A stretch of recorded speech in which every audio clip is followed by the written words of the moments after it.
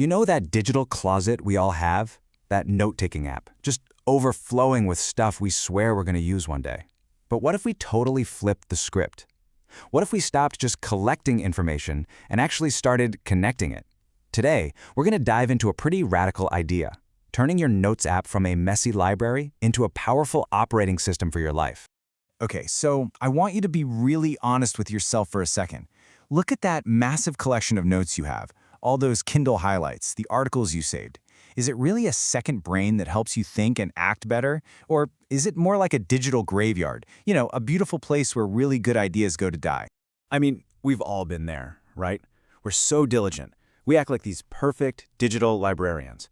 We clip articles, we save quotes, we highlight passages, and we tell ourselves, oh yeah, this is going to be so useful later. We build these huge, sprawling archives with the absolute best of intentions. But here's the part that hurts.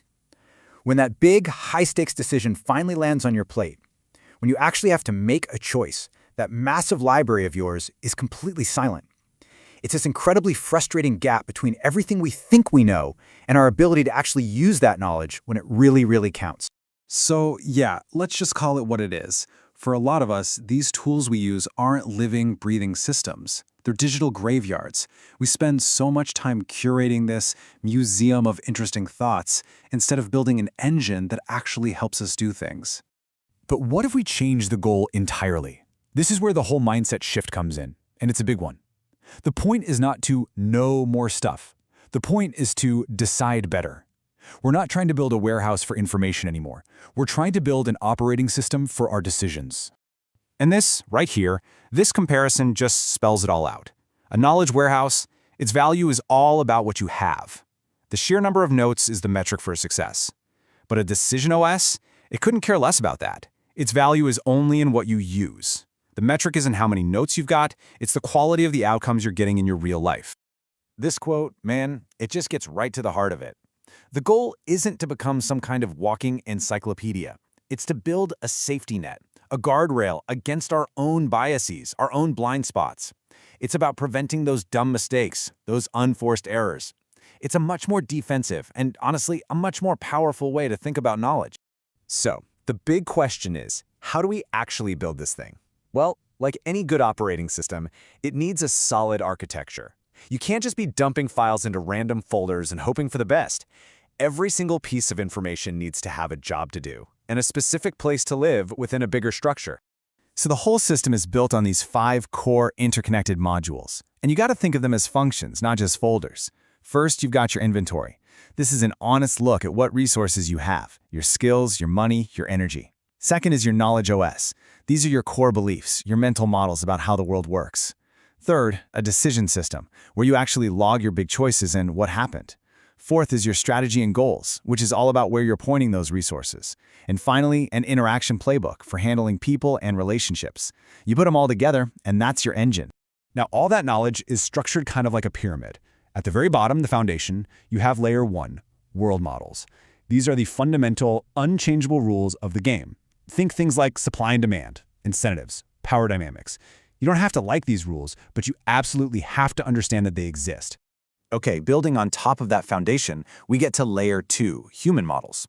So if layer 1 was kind of like physics, this layer is psychology. It's all about understanding our cognitive biases, what really motivates people, and how we actually behave, not how we think we should behave. Then we get to the third layer, self-models. And this is where it gets really personal. This is the stuff you can't just read in a book. This knowledge is built from your own lived experience, your unique talents, your weaknesses, and maybe most importantly, your personal failure loops, those mistakes you keep making over and over. This layer defines your unique position in the game. So once you have that solid foundation, you can build layer 4, strategy and playbooks. This is where you start developing your own repeatable patterns for how you act. You know, your personal checklists for certain situations, your if this, then that kind of plans. This is where all that theory starts to become real-world practice. And then finally, way up at the top of the pyramid, you have layer 5, tactics and tools. This is the how-to stuff, the specific software tips, the little productivity hacks. And here's the thing, this is where most people start and end their learning. It's a huge mistake because they're building on sand without any of the foundational layers underneath. All right, so we've got the theory, we've got the architecture, but how do you actually use this thing day to day? Well, it all comes together in one place, a single dashboard. Think of it as your one-page control room, designed to give you total clarity on where you are right now, what you need to decide, and what action you should take. This dashboard forces you through this really powerful four-step process. First, you have to assess your current reality with, brutal honesty, no sugarcoating. That process makes it clear what the one dominant decision is that you need to make right now. From there, you don't just make a task, you formulate a specific action bet. And then, and this is so important, you close the loop by capturing what you learned, which helps you update your models for next time. So this action bet concept is really the heart of the whole process. It's a total game changer. It reframes any task you have as a wager. It forces you to actually state your hypothesis out loud. If I do X, I expect Y to happen. But even more important, you have to define the stakes. What's the potential upside? What's the absolute maximum downside? And when will I know the result? Just doing that simple exercise brings so much clarity before you ever commit a single minute of your time. When you really get down to it, this whole system is about a massive identity shift. You're not a passive librarian anymore, just dusting off shelves of old information. You become an active architect. You are consciously designing and building a system whose only purpose is to help you make better decisions. And to really force you into that architect mindset, the system has this one kind of radical rule. It's called anti-entropy. Every 30 days, you have to delete 10% of your knowledge notes. Now, I know that sounds terrifying, but what it does is it forces you to constantly ask, is this really valuable? It prevents that hoarding that turns your notes into a graveyard. It keeps the whole system lean and sharp. So how do you know if it's working? Well, the signs are pretty counterintuitive. Your total number of notes actually starts to go down, but the quality of your decisions goes way up.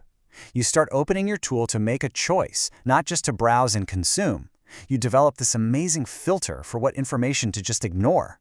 And your actions? They become fewer, but way more precise and way more impactful.